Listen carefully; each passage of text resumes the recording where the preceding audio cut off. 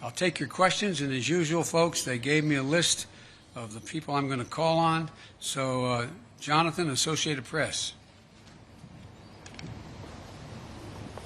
Thank you, sir.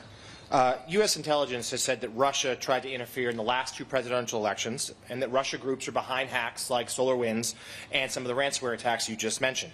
Putin, in his news conference just now, accepted no responsibility for any misbehavior.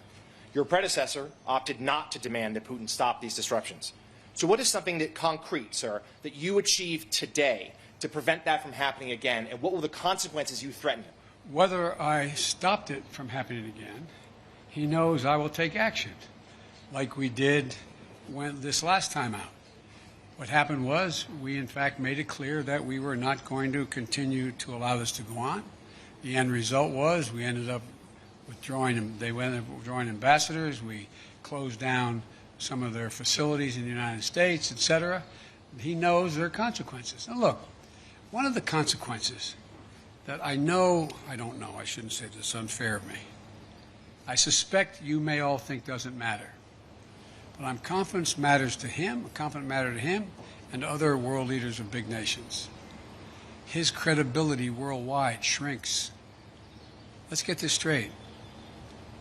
How would it be if the United States were viewed by the rest of the world as interfering with the elections directly of other countries, and everybody knew it? What would it be like if we engaged in activities that he is engaged in?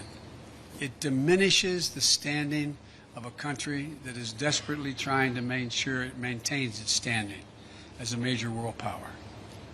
And so it's not just what I do, it's what the actions that other countries take, in this case Russia, that are contrary to international norms. It's the price they pay. They are not able to dictate what happens in the world. There are other nations of significant consequence, i.e. the United States of America being one of them. Mr. President, just a quick follow on the same theme of consequences. You said just now that you spoke to him a lot about human rights. What did you say would happen if opposition leader Alexei Navalny dies? I made it clear to him that I believe the consequences of that would be devastating for Russia. I'll go back to the same point. What do you think happens when he's saying it's not about hurting Navalny, all the stuff he says to rationalize the treatment of Navalny, and then he dies in prison?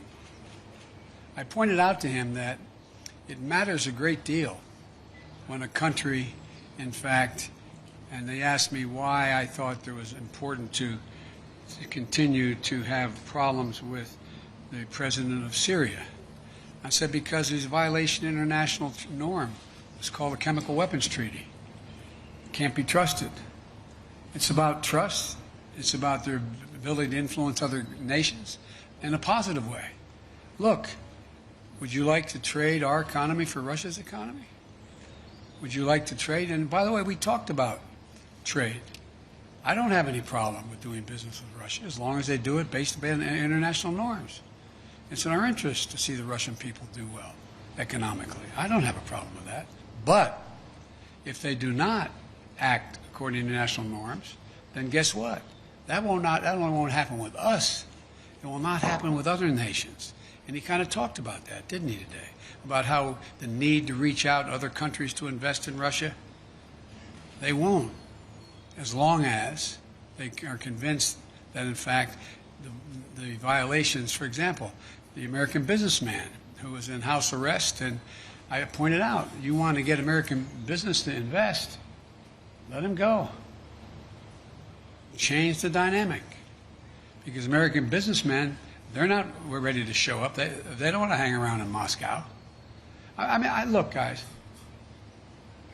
I know we make foreign policy out to be this great, great skill that somehow is sort of like a secret code. All foreign policies is a logical extension of personal relationships. It's the way human nature functions. And understand, when you run a country that does not abide by international norms, and yet you need those international norms to be somehow managed so that you can participate in the benefits that flow from them, it hurts you. That's not a satisfying answer. Biden said he'd invade Russia. You know, it's not, you know. By the way, that was a joke.